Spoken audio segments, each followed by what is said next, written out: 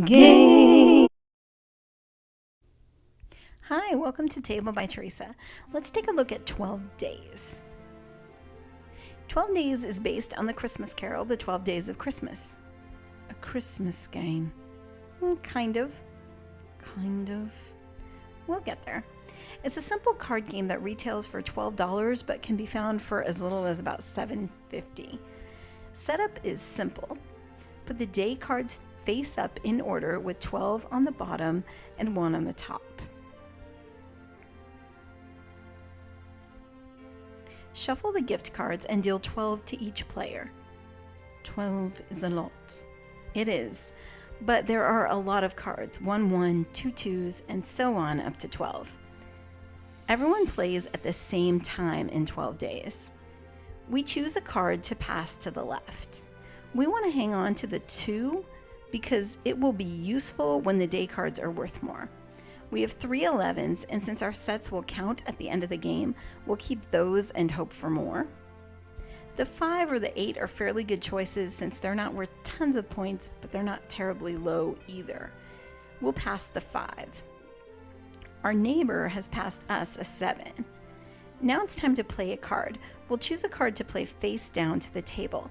The lowest card wins the day card, which is worth the points printed on the card. Since it's only worth 1 point, we don't care much about it. We'll play the 7 we were just passed. Everyone else chooses a card to play too. Then we all reveal them. The lowest card wins the round. All the cards are discarded, and each player draws a new card. If there's a tie for played cards, the next lowest wins. If all the cards are tied, that day's card and the next go to the next day's winner. If a 0 card wins, Santa Claus is 0. Yep, so is his wife. Odd. The winner chooses an opponent to get the day's card, or in this case, cards. That's fairly straightforward, but the end game scoring is what's important.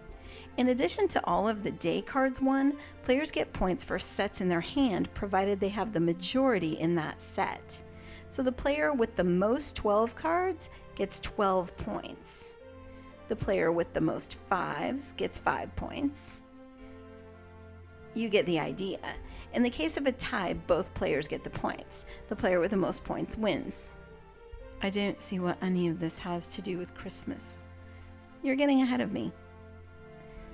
There's also an 8 nights variant where you leave out the clauses and all the 9 through 12 cards. Everything else is the same. Am I supposed to believe it's a Hanukkah game? I don't think so, just a shorter one. Despite the fact that the game doesn't have much to do with Christmas, you mean doesn't have anything to do with it? There's lots to like about 12 Days. Look at these beautiful cards. They're cool, and they'll make you want to break this out with family sometime around Christmas. Plus, this game is mercifully short, and there's not much conflict, unlike this one. 12 Days gives you an intriguing dilemma every round. High cards are good, but getting too many of them will mean you can't win the day cards, or you'll have to pass them, which could make you cry. You know what the person to your right is trying to get rid of. Maybe. And you can try to fool the person to your left. You also get to see what people are playing to try to get the day cards. With 3 players and even 4, there's a chance they'll get those cards again. The deck is reshuffled when it runs out. So you'll be trying to give useless cards to your left while collecting what you need, all while only getting 2 cards per round, one of which the person to your right deems useless. There's some fun drama in the revealing of cards. Lots of, oh, you were going for that, or you had all the 11s. The simultaneous play means everyone's doing something all the time, which is especially good if you spring for another deck and have 8 people playing. I haven't tried that yet. If you have, let me know how it went. The game is recommended for ages 8 and up, and that seems about right. That means you can break this out with pretty much the whole family and still be done in 15 to 20 minutes. Other than the fact that it has nothing to do with Christmas, except the lovely art. Thank you very much.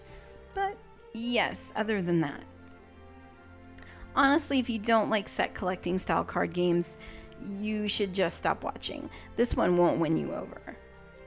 And if someone has an especially good hand at the beginning or a really bad one, it will likely affect the whole game. If you like card games, this is a good one at a great price. Obviously, this isn't a deep strategy game. It's not meant to be, but it is fun. I love the balance of low and high cards and the difficulty deciding what to keep and what to give away. I'm not generally a fan of seasonal games because I don't like games that are only good at one time of year. But this is an exception. That's partly because of the price, and partly because it's exactly the kind of game I can break out with my family, who has played games my whole life, but mostly in the Uno and aggravation realm. It's also a great choice for the hearing impaired folks in my family. The rules are simple, and once they've learned them, they can play with everyone else. Unlike many party games, which I really like, but require hearing to join the fun. So yes, I like 12 Days a lot, and I expect it will make an appearance for many Christmases to come. Just a warning, I got a review copy of 12 Days from Calliope Games. That doesn't affect my ability to give an objective review, and if it did, I wouldn't take a game.